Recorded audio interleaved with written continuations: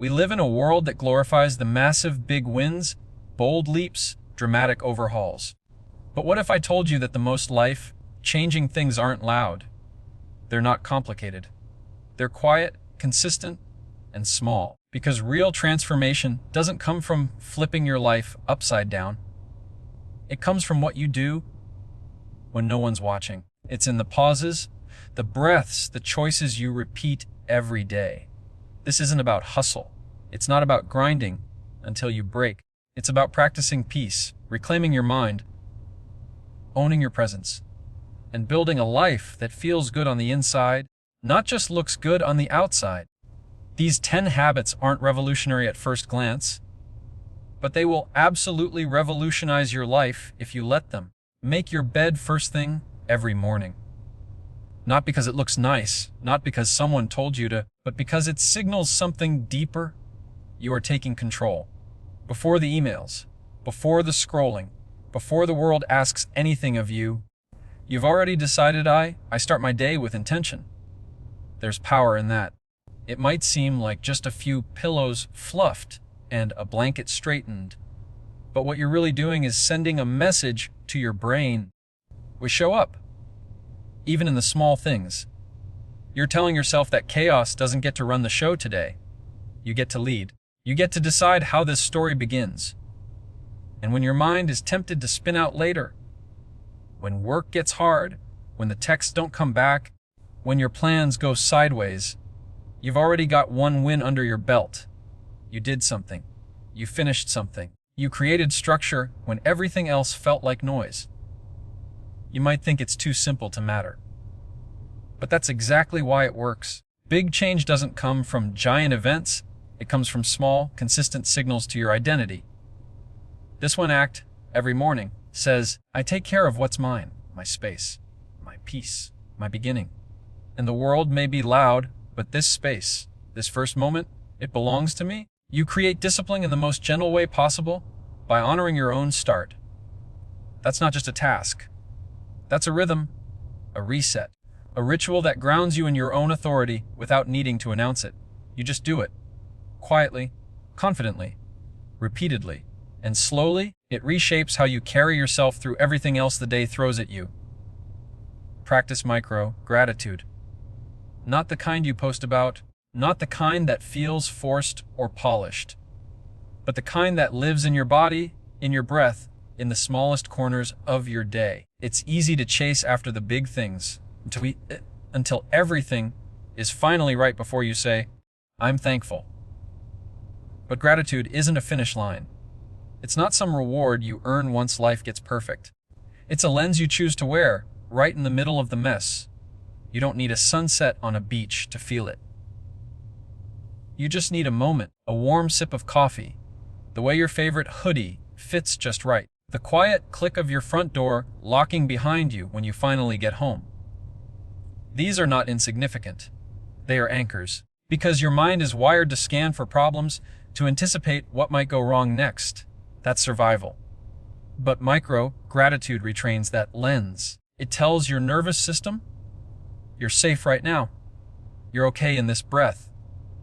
Even 30 seconds of awareness can reset your day.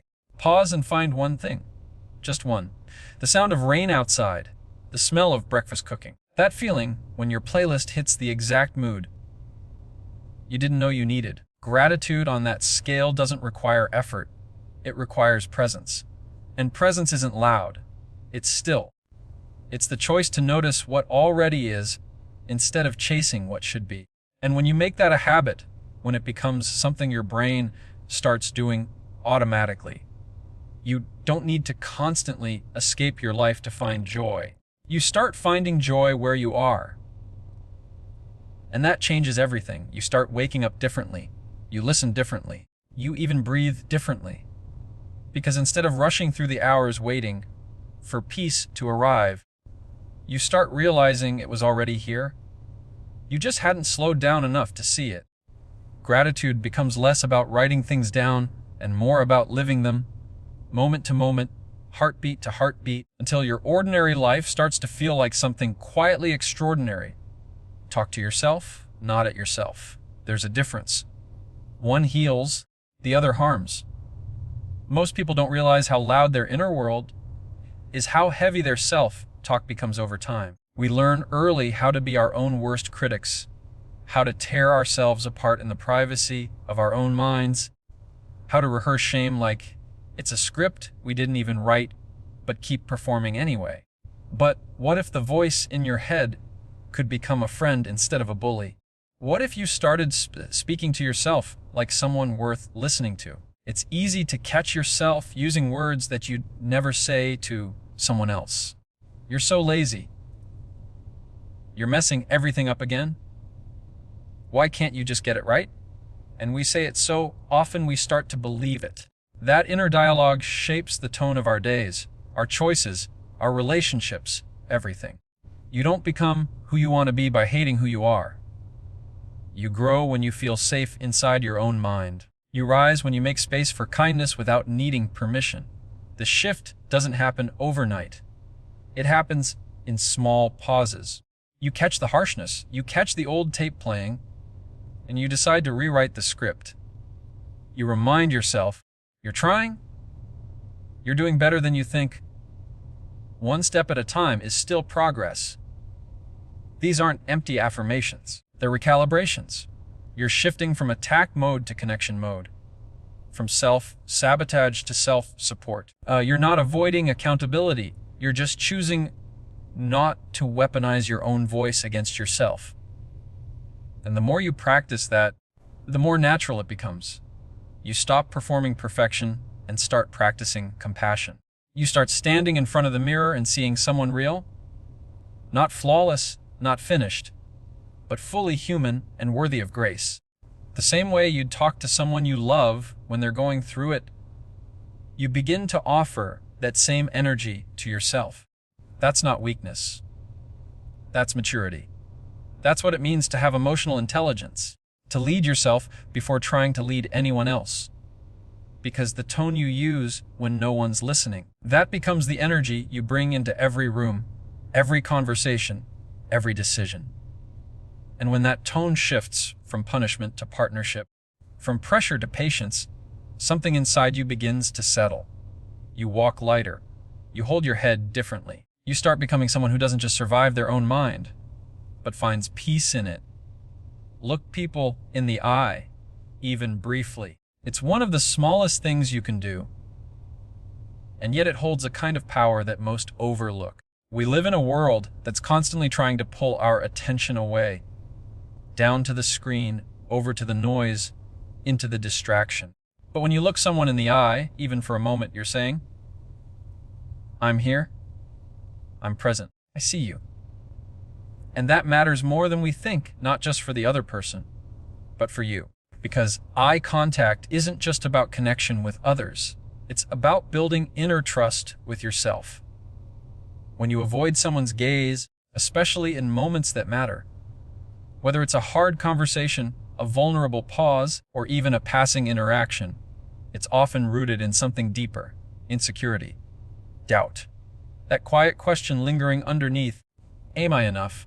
But the truth is, holding someone's gaze, gently, not aggressively, is a subtle way of answering that question with a yes. You're teaching your nervous system that you're safe in your own presence, that you don't have to shrink, that you don't have to perform. You're allowed to exist fully in a moment without apologizing for it. Even in brief exchanges, the barista at the coffee shop, the colleague in the hallway, the stranger on the elevator, those quick glances say more than words ever could. You're not being fake. You're just choosing to show up fully. And the more you practice it, the more your body starts to believe that you can be seen and still be okay. That you don't have to hide behind your phone or look at the ground or distract yourself with busy thoughts. You can pause. You can meet someone where they are. You can stand in your own presence with quiet, grounded confidence. Eye contact doesn't require a speech or performance. It doesn't need charisma, it needs you.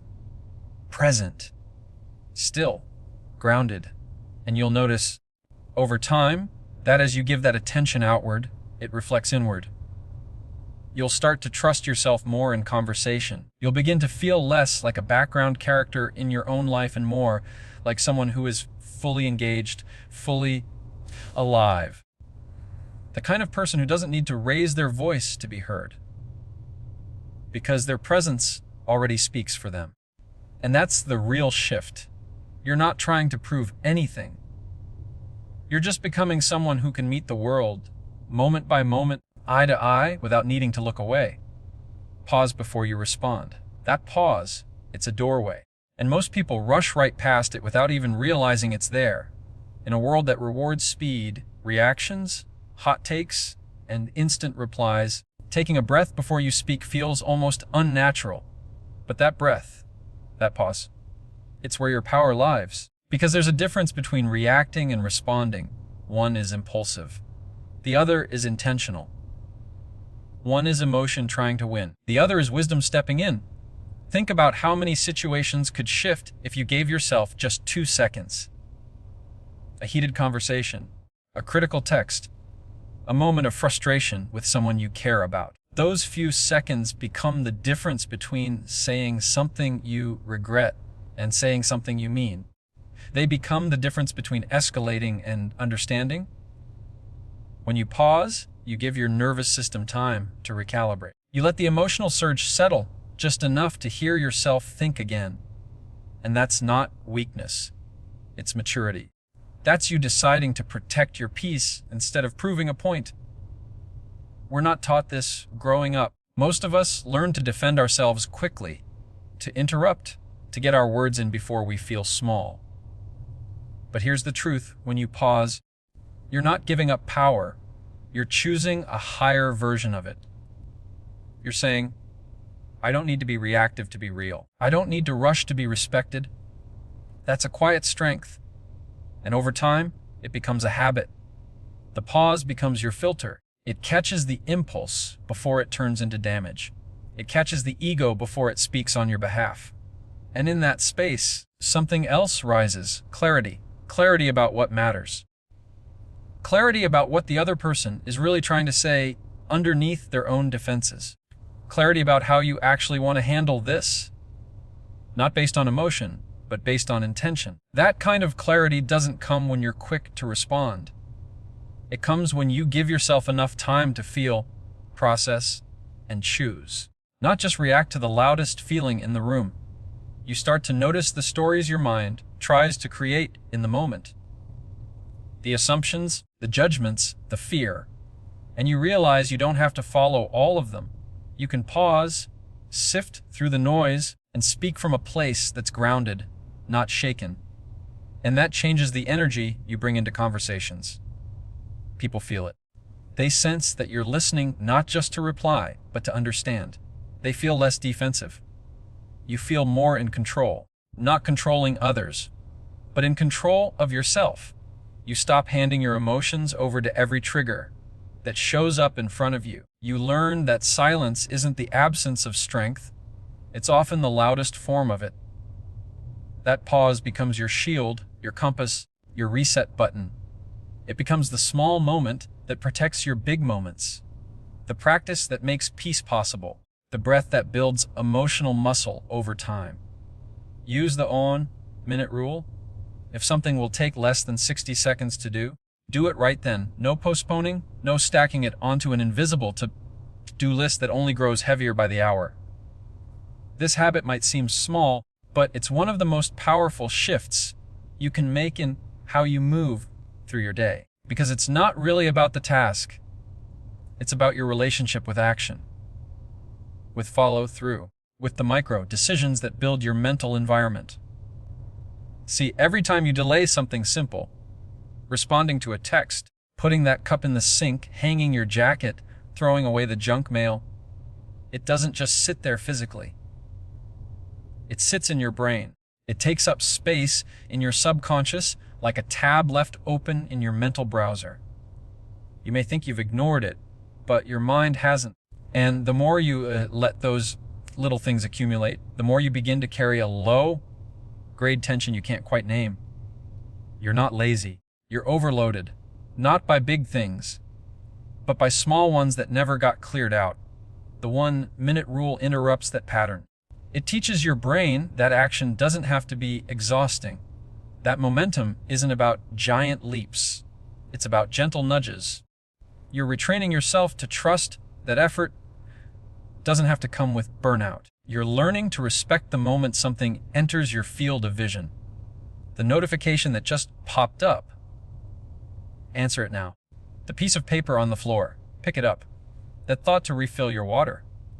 Do it. These aren't chores. They're micro commitments. They're proof that you're keeping up with yourself. And what happens over time is subtle but powerful. You start feeling less behind, less mentally cluttered. The little victories build a rhythm of responsiveness. You no longer need to hype yourself up to get started on everything. You've already started. You're already moving. That energy becomes part of how you lead yourself, not from pressure or performance, but from flow. You begin to feel lighter, not because your workload changed, but because your approach did. You stop letting small things become big drains. You stop negotiating with tasks that were never meant to be stressful. And this mindset begins bleeding into other areas of life. You handle emotions when they come up instead of suppressing them. You return calls instead of dodging them. You speak the truth in the moment instead of rehearsing it later in your head. It starts with small actions, but turns into a lifestyle of immediacy and presence. You're no longer playing catch up with your day. You're meeting it as it unfolds. The 1-minute rule becomes less about checking things off and more about becoming someone who shows up for themselves in real time. Honor your evening wind down, not just as a routine, but as a sacred transition, a soft landing from the chaos of the day into the quiet of your own presence. We often underestimate the power of how we end the day. We think rest is just what happens when we finally crash from exhaustion, when we've scrolled ourselves numb or worked ourselves into a late night haze. But true rest doesn't begin when you close your eyes. It begins the moment you decide to let the world go and return to yourself. Your nervous system doesn't have an off switch. It doesn't just magically relax the second you hit the pillow. It needs cues. Signals. Gentle reminders that say, we're done for now. We don't have to carry it all anymore. And that's where the evening wind down comes in. It's not about perfection. It's not about following a Pinterest-worthy checklist. It's about building a rhythm that tells your mind and body, we're safe. We're home. We can breathe. Maybe it's dimming the lights, turning down the noise, lighting a candle. Maybe it's journaling for 5 minutes to get the thoughts out of your head and onto paper. Maybe it's stretching your body slowly, like you're thanking it for carrying you all day. Or sipping something warm. Not for the caffeine, not for the stimulation, but for the comfort. These small, intentional acts are less about what you do and more about how you do them. Slowly, mindfully, without rushing, without multitasking. You're not preparing to sleep, you're preparing to release. And in that release, something beautiful happens. You begin to reclaim peace on your terms. You stop letting the leftover tension from texts, emails, deadlines, or conflict sneak into your sleep. You stop dragging the weight of the day into tomorrow. You become someone who doesn't just rest. You rest well. And that changes the way you wake up too. Because how you end the night is how you prime the morning. If your night ends in chaos, your morning starts in recovery. But when your night ends in intention, your morning begins in strength. This habit, this quiet honoring of your own ending, tells your brain that your well-being is non-negotiable. That you're not just a machine powering through life. You're a person who deserves to be gently held by their own routines. You're not escaping the world. You're returning to your center. And it doesn't have to be long. It just has to be real. The more consistently you give yourself this space, the more your body learns to relax without a fight, to soften without resistance. Over time, this small act becomes a deep signal of self-respect. You're teaching yourself that peace isn't just something you hope to stumble into. It's something you actively create, one slow breath, one quiet night at a time. Protect the first and last 30 minutes of your day. Those windows, they shape everything. They're not just margins, they're moments of deep influence. The way you enter the day and the way you exit it aren't just habits, they're tone setters. They decide whether you live on defense or offense, whether you carry intention or react to impulse, whether you build momentum or let the current pull you wherever it wants. Those first and last 30 minutes are your emotional and mental real estate, and you've got to treat them like prime property. What you expose yourself to in those sacred time frames matters more than you think. Most people wake up and reach for their phones before they even sit up. Within seconds, you're already reading headlines that spark fear, scrolling social feeds that trigger comparison, checking notifications that pull you into other people's urgency. And right there, without realizing it, your nervous system is already activated. You've given your peace away before you've even taken your first deep breath. What if you paused instead? What if you chose to wake up with stillness, even for 5 minutes? What if you let your own voice be the first one you hear? And then there's the end of the day. That part of the evening where you're tempted to numb out, binge, scroll, stuff the silence with noise. Not because you're lazy, but because your brain is overloaded. You've been absorbing things all day long. Information, emotion, decisions, energy. And if you don't create a deliberate space to unload it, to transition from on to off, it stays with you. That residue of the day clings to you in your sleep, affects your dreams, your rest, your ability to truly reset. Protecting these windows doesn't mean making them rigid. It means making them yours. It means filling them with things that actually support your inner world. Reading something that lifts you instead of drains you. Listening to your breath instead of headlines. Saying something kind to yourself in the mirror instead of waiting for the world to validate you. Writing down a thought you want to carry into tomorrow instead of spiraling into thoughts that don't serve you. This isn't about becoming robotic. It's about becoming rooted, present, aware of how much power you actually have in your hands every time you open or close your day. These 2 small blocks of time are where your emotional bandwidth is built. This is where self-trust is cultivated. This is where your future mindset gets shaped, not in the loud, dramatic moments of life, but in these quiet, repetitive ones that no one sees. It's in how you greet your reflection, how you speak into the stillness, how you reclaim ownership over your energy before the world asks for it again. And when you begin to treat these bookends of your day with care, you start to notice something powerful. Life doesn't feel so overwhelming anymore. Not because the chaos disappeared, but because you've anchored yourself with intention where it counts most. When you take a step back, look at these 10 small habits, it might not seem like much at first. They're simple, quiet, almost too ordinary to feel life changing. But that's the beauty of it. These aren't grand resolutions or massive overhauls. They're micro decisions, subtle shifts you make in the rhythm of your day that slowly rewire the way you think, move, speak, and show up. It's not about becoming a different person overnight. It's about becoming more you, with a little more clarity, a little more calm, a little more control in your own lane. You don't need to wait for a new year, a breakthrough moment, or rock bottom to start living intentionally.